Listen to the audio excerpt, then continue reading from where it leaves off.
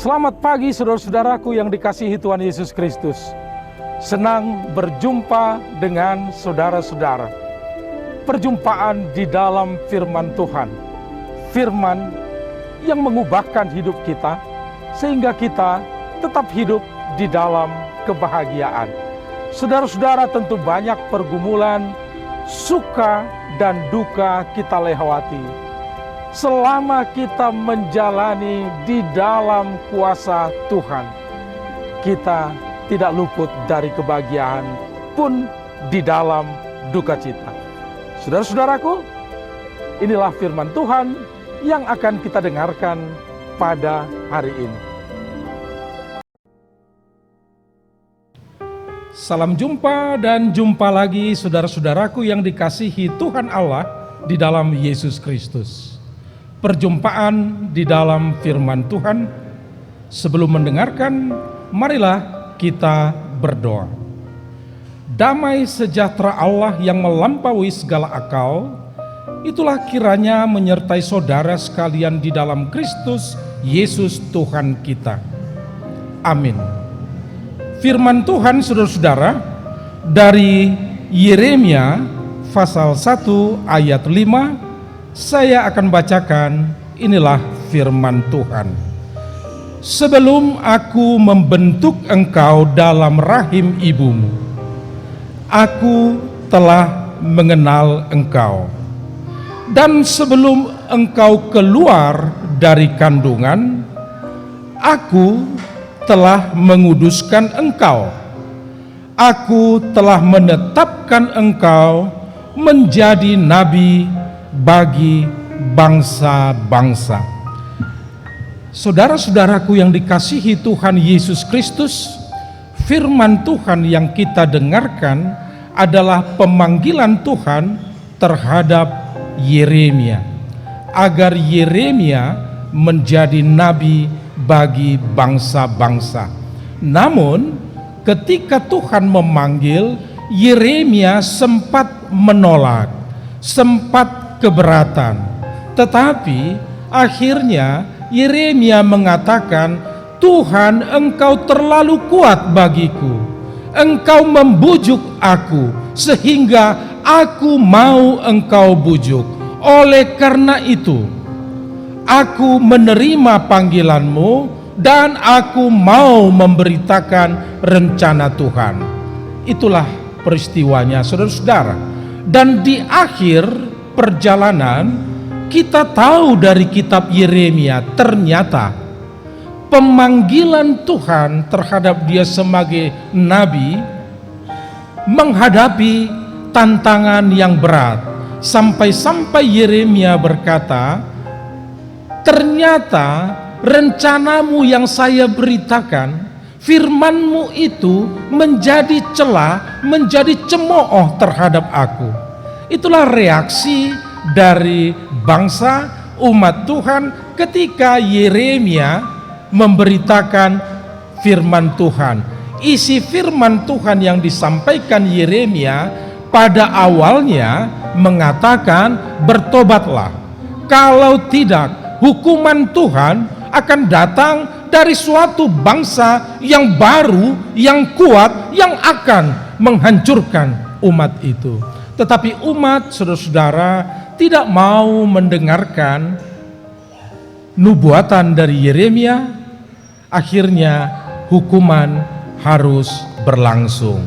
Dan setelah itu umat dihukum oleh Tuhan, dibawa ke pembuangan oleh penjajah, dan kemudian pemberitaan Yeremia beralih dari hukuman, sekarang harapan. Dia katakan, Tuhan pasti berbaik hati kembali, menolong kalian, mendengarkan jeritan, dan akan menghantarkan kembali umatnya ke tanah perjanjian.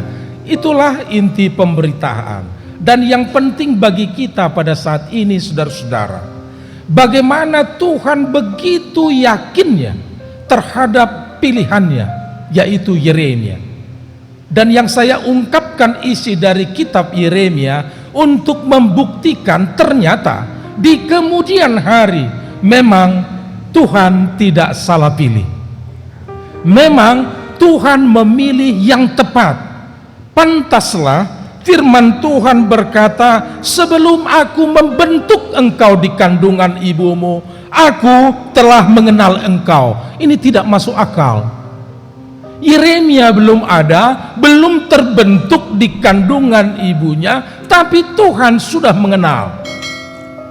Dan yang kedua, sebelum engkau keluar dari kandungan, aku telah menguduskan engkau. Dari rahim pun Tuhan sudah menguduskan Yeremia. Menguduskan artinya tidak ada yang lain, tapi mengkhususkan Yeremia untuk tugas itu. Dan oleh karena itu, pemanggilan Yeremia ini dapat kita artikan yang pertama, bahwa Tuhan memilih dengan tepat Yeremia, dan itu terbukti sampai akhir. Yang kedua, apa yang dipilih oleh Tuhan itu sudah dikenal dari awal, tentu diperlengkapi di dalam perjalanan. Dan luar biasa, tantangan yang begitu berat dihadapi oleh Yeremia. Dia lolos, dia menang dari pergumulan itu. Sebetulnya saudara-saudara, Yeremia sempat, setelah dia menerima panggilan Tuhan, ketika dia dicemooh waktu memberitakan firman Tuhan, Yeremia sempat berpikir, aku tidak mau lagi memberitakan firman, karena jadi cemooh dan celah, karena hidupku jadi terancam. Seperti tema hari ini, saudara-saudara, terancam kehidupan kalau dia mengikut Yesus, tidak siap memikul salib. Dan contoh yang diperlihatkan oleh Yeremia bahwa dia siap dengan segala konsekuensi. Tapi yang mau saya sampaikan, ketika kita sempat meragukan dan ingin mundur dari panggilan Tuhan terhadap kita, iman kita kendor, maka apa kata Yeremia? Ada roh yang bernyala-nyala di dalam aku, seperti api yang bernyala-nyala, yang tidak tertahankan, tidak terpadamkan, bahkan itu tersimpan di dalam sumsum. Artinya nggak bisa keluar. Hanya satu jalan untuk mengeluarkan tekanan itu, saudara, yaitu laksanakan perintah Tuhan. Tetap dalam komitmen, sekali kita terima, tetap di dalamnya. Sekali kita percaya, tetap percaya kepada Tuhan. Saudara-saudara, itulah firman Tuhan yang saya sampaikan pada hari ini untuk kita dari Gereja Kristen Jawa Wonosari, Klaten.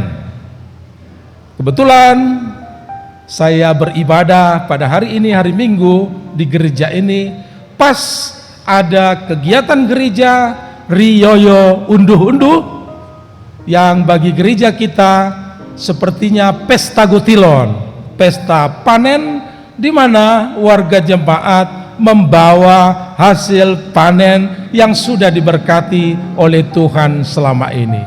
Dari sini saya menyampaikan firman Tuhan, saudara-saudara, bahwa firman Tuhan ada di mana-mana, ada di seluruh Indonesia, termasuk di Klaten, di Jawa ini.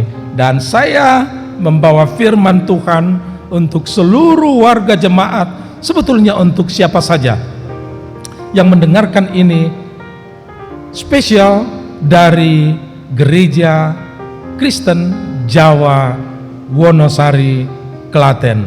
Tuhan memberkati saudara-saudara, tetap di dalam iman, tetap berjuang, jangan pernah mundur, dan jangan lupa untuk selalu berbahagia. Tuhan memberkati saudara. Marilah kita berdoa.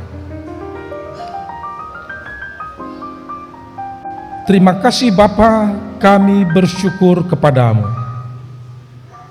atas firman-Mu pada saat ini.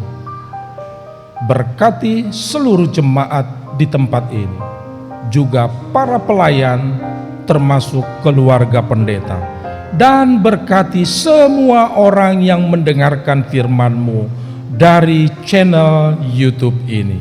Terpuji Engkau Bapa di dalam Yesus Kristus. Kasih karunia Tuhan kita Yesus Kristus dan kasih Allah Bapa di dalam persekutuan Roh Kudus menyertai saudara sekalian. Amin. Jumpa lagi saudara-saudara di channel YouTube ini pada kesempatan berikutnya.